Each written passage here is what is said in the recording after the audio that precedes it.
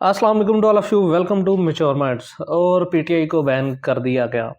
Well, this was the saying of mister Khawaja Asif आर, interior minister. तो उन्होंने ये कहा जी कि पीटीआई को बैन करने का हम सोच रहे हैं। तो क्या ये सोल्यूशन है इस सारी सिनेरियो का जो कि पिछले 15 दिन में पाकिस्तान ने फेस किया है?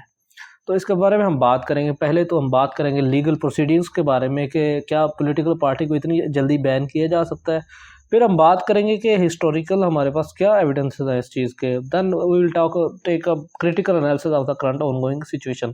तो आइए शुरू करते हैं। Before going to lecture, subscribe.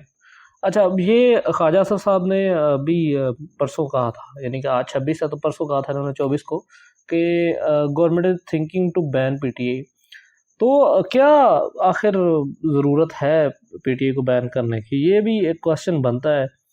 तो यानी कि लास्ट जो 10 मई है उसकी वजह से ना सारा का सारा 9 मई को जो वाक़या हुआ है उसमें जो पीटीआई का रोल रहा है, जो इमरान खान साहब का रिएक्शन रहा है, तो उन सब चीज़ों को देख के गवर्नमेंट कह रही है कि इनको बैन करना चाहिए। गवर्नमेंट बेसिकली पीडीएम की है जो। तो आखिर इसमें क्या सच्चाई है? और मैं आपको ये बताऊं, this is not the first time that Pakistan experience such situation.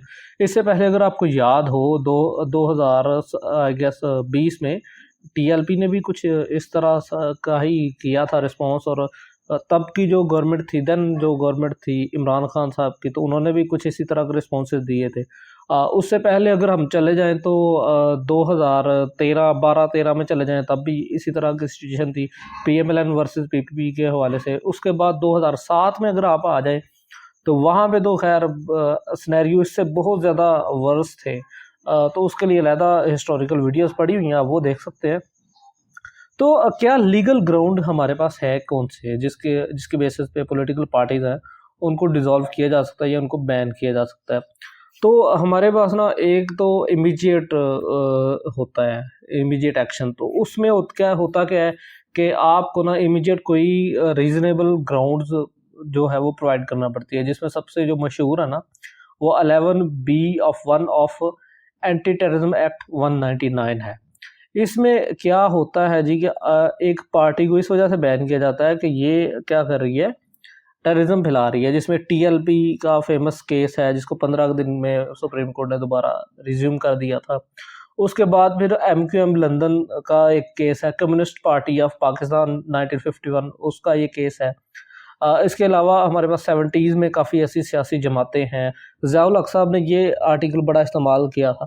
तो ये सारी चीज़ें हैं। आर्टिकल से मुराद ये कि इसी तरह के इकदाम उन्होंने किए थे। ऑब्वियसली ये तो 199 में असूल आया था। अब इस को ग्राउंड बना के ना गवर्नमेंट क्या करती है, गवर्नमेंट पिटीशन फाइल कर दी है, पहले तो बैन कर देती है, इमीडिएट एक्शन लेती है और बैन कर देती है, क्योंकि वक्ती तौर पर उस चीज़ को कर्टेल करना होता है। विद इन 15 डेज में क्या करना होता है, गवर्नमेंट ने रेफरेंस दायर करना होता है इन सुप्रीम कोर्ट या रेलिवेंट जो हाई कोर्ट है उसमें। रेलिवेंट हाई कोर्ट से मुराद है कि अगर पंजाब की कोई पार्टी इस तरह करती है, लोकल पार्टी, तो फिर वो हाई कोर्ट में फैसला जाएगा। तो अब ये एक जिस आर्टिकल में लिखा हुआ है, ये लिखा हुआ है इलेक्शन एक्ट 2017 में, उसका आर्टिकल है 17(2). तो ये पूरा का पूरा प्रोसीजर है। पीपीओ ऑर्डर 2002 कहते हैं। ये दूसरा मेथड है जिसमें पॉलिटिकल पार्टी को ग्रेजुअली हमने बेसिस पे ना बैन करना होता है। ये तो इमीडिएट था ना, इमीडिएट एक्शन लेना होता है किसी पार्टी पे जब। लेकिन जब किसी पार्टी को सिस्टमेटिकली डिसॉल्व करना हो तो फिर ये प्रोसीजर है। आप इसको पढ़ लें। इसमें इनिशिएशन है, पिटीशन फाइल करना पड़ती है, देन आपको बेसिस देना पड़ती है अंडर ये एक्ट, एंटी टेररिज्म एक्ट 199 के। उसके बाद कोर्ट प्रोसीडिंग्स है, इन्वेस्टिगेशन है, लीगल प्रोसीडिंग्स है, वर्डिक्ट है। आप इसको पॉज करके पढ़ सकते हैं। तो ये PPO order 2002, political parties order 2002, which deals with the functioning, dissolution and registration of the political party, उसमें ये सारा कुछ मेंशन है। अच्छा, हम बात करते हैं करंट पॉलिटिकल सिनेरियो में। तो यार, 9 मई को जो हुआ वो उसको कोई भी बंदा एक्सेप्ट नहीं कर रहा, ना मैं एक्सेप्ट कर रहा हूँ, ना ही कोई बंदा। लेकिन उसमें पीटीआई के ऊपर ग्रेव इम्प्लीकेशंस आए हैं। 9 मई से लेकर ना 25 मई तक तकरीबन 76 मेंबर जो है पीटीआई के, वो छोड़ चुके हैं पीटीआई को। अब ये ज़्यादा जो तमाशा है ना, ज़्यादा ये जो चीज़ें हैं ये पंजाब में है। तकरीबन पंजाब के 49 ऐसे मेंबर्स हैं जो पीटीआई को छोड़ चुके हैं। और पीटीआई में आपको बताऊँ पाकिस्तान की सबसे बड़ी जमात थी बिफोर May 9, ठीक है। 10 केपी से, 15 सिंध से, 2 बलूचिस्तान से, और इस तरह ये मेंबर्स छोड़ते जा रहे हैं। अब इसमें किसका कितना रोल है इसके बारे में हम डिस्कस नहीं करेंगे। इसमें ऑब्वियसली पॉलिटिकल जो पीडीएम है उसका अपना एक किरदार है, नॉन डेमोक्रेटिक फोर्सेस है जो उनका अपना किरदार है, तो वो आप सब लोग न्यूज़ से सुन सकते हैं। बट यहाँ हम अकेडमिकली बातें करें तो यहाँ पे हमारे पास 49, 10, 15 और 2, 49 पंजाब से, 10 केपी से, 15 मेंबर सिंध से और 2 बलूचिस्तान से। जो अब ये कौन से मेंबर हैं? ये या एमपीज थे, एमपीज से मुराद है मेंबर ऑफ पार्लियामेंट थे, या फिर ये एक्स एमपीज थे ज्वाइनिंग पीटीआई, तो ये उन्होंने छोड़ा है। अभी मैं जब वीडियो बना रहा हूँ तब ही इब्रारुल हक साहब जो नारवाल से तल्लक रखते हैं उन्होंने भी पार्टी छोड़ दी है पीटीआई को। तो अब क्यों छोड़ी है ये तो यार आप खुद जान सकते हैं। अब May 9 के वाक़े के बाद इतना बड़ा पॉलिटिकल शिफ्ट जो है ना वो पाकिस्तान की जो डेमोक्रेटिक प्रोसेस है इसके लिए बड़ा ही ख़तरनाक है। अब हम यानी कि मैंने आपको बताया 76 टोटल मेंबर हैं, उसमें बड़े फेमस नाम है, ऐसा नहीं है कि कुछ छोटे मोटे लोग हैं। इसमें फवाद चौधरी साहब है, शीरी मज़ारी हैं, मलिका बुखारी साहबा हैं, फयाजुल हसन चौहान है, तो ये वो सारे हैं जो कि प्रोमिनेंट थे, प्रोमिनेंट हैं इनफैक्ट अभी भी, ये तो इनकी जो सियासत है वो ख़त्म तो नहीं होने वाली। अब हम बात करते हैं कि यार ये जो आइडिया है ये रीज़नेबल है, ये थिंकेबल भी है, लेकिन मुझे नहीं लगता, I personally don't feel it reasonable thing. उसकी क्या वजह है कि यार 2018 में ना PTI got huge amount of vote, यानी 16.8 मिलियन वोटर्स ने सपोर्ट किया था पीटीआई को इन 2018 इलेक्शन। करंटली भी पाकिस्तान में सबसे ज़्यादा जो पॉपुलर हमारे पास पार्टी है वो भी पीटीआई है। इंडिविजुअल कैपेसिटी में बात करें तो इतनी बड़ी पार्टी के साथ इतना ज़्यादा ट्रेजेडी होना, अब उसकी रीजंस जो है ना वो थोड़ी सी ग्रेव है। क्योंकि यार there might be some person who can be wrong in the party, लेकिन पूरी पार्टी को डिसॉल्व कर देना ये हमारे पॉलिटिकल प्रोसेस के लिए बहुत ही ज़्यादा धचके वाली बात है। बाइपोलैरिटी पहले थी, पहले पीपी और पीएमएलएन यही 2 पार्टियां हुआ करती थी, लेकिन पीटीआई जब 2018 में, 2013 में भी इवन अगर इलेक्शन में आई थी तो एक नेक्सस टूटा था।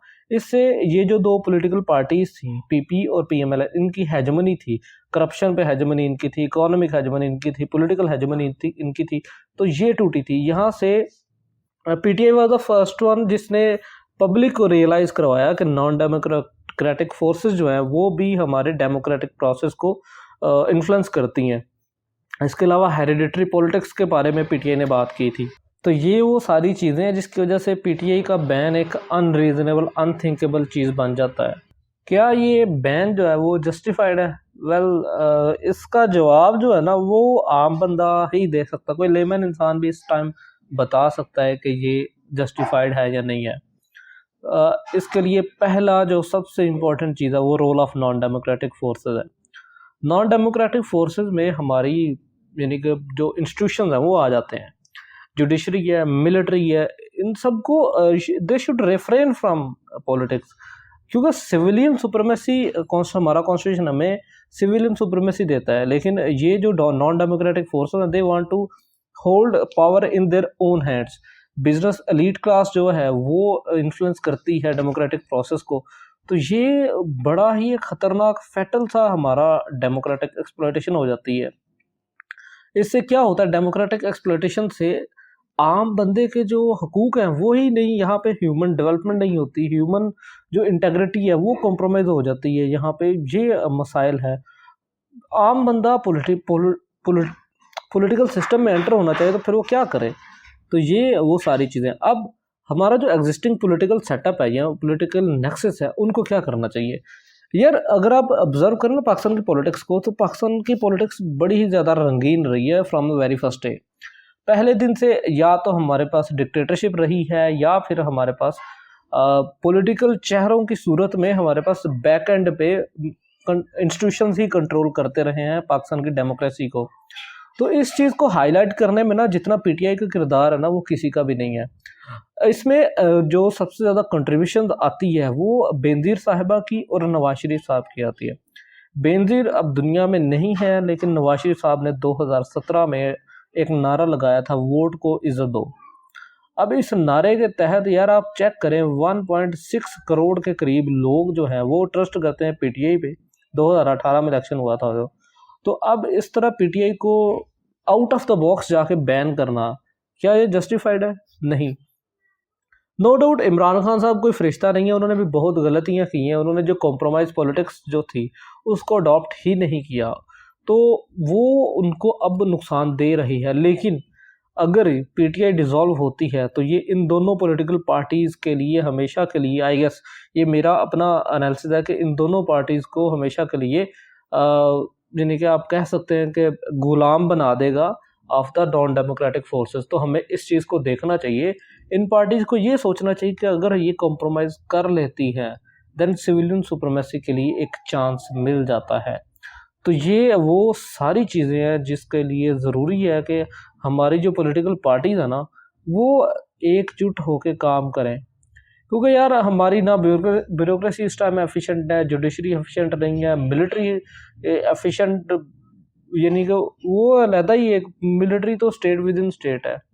तो ये वो सारी चीज़ें हैं जिसकी वजह से पीटीआई का बैन जस्टिफाइड नहीं है। बाकी let's see what happens in the coming days. इंशाल्लाह ताला चीज़ें बेहतर होंगी। अपना ख्याल रखें। Thank you very much for listening. Subscribe the channel before living the lecture and thank you very